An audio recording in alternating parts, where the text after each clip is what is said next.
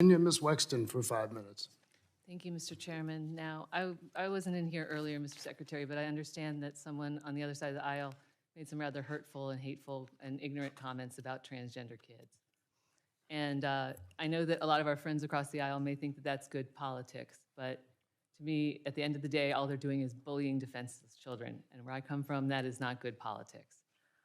Now, I don't understand how any adult, especially a member of Congress, can say these things when they understand what a big problem youth suicides are in the LGBTQ community. And in case they don't know what a big problem that is, I have some statistics, because according to the Trevor Project, 46% of LGBTQ youth seriously considered attempting suicide in the past year, including more than half of transgender and non-binary youth. Does that sound like statistics that you're familiar with, Mr. Secretary? That's what we're hearing.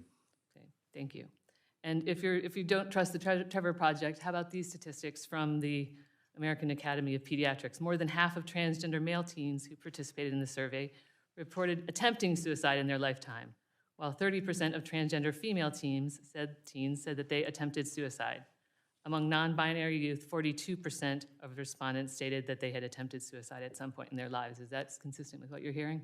That's what we're hearing. Right. So it's just really shocking to me that our colleagues across the aisle think that picking on this group of kids who are among the most vulnerable on the planet, really, think that that's good politics. Because to me, it's not. I think that these kids need to be supported. How about you, Mr. Secretary? And if I could just add, I mean, they're children. I don't care what you call them or what they look like. They're children. I have 3.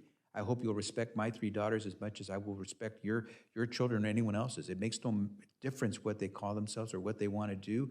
They have a life. We should respect it and stay out of their business. Yeah.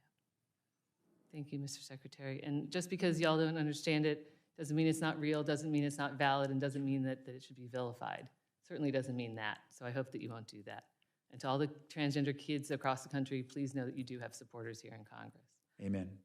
And Mr. Chairman, I do appreciate your indulgence on this, because this is so horrifying for me, what is happening with our friends across the aisle, and I do hope that they'll reconsider, because this is a vulnerable population, and they certainly need our support, not our vilification.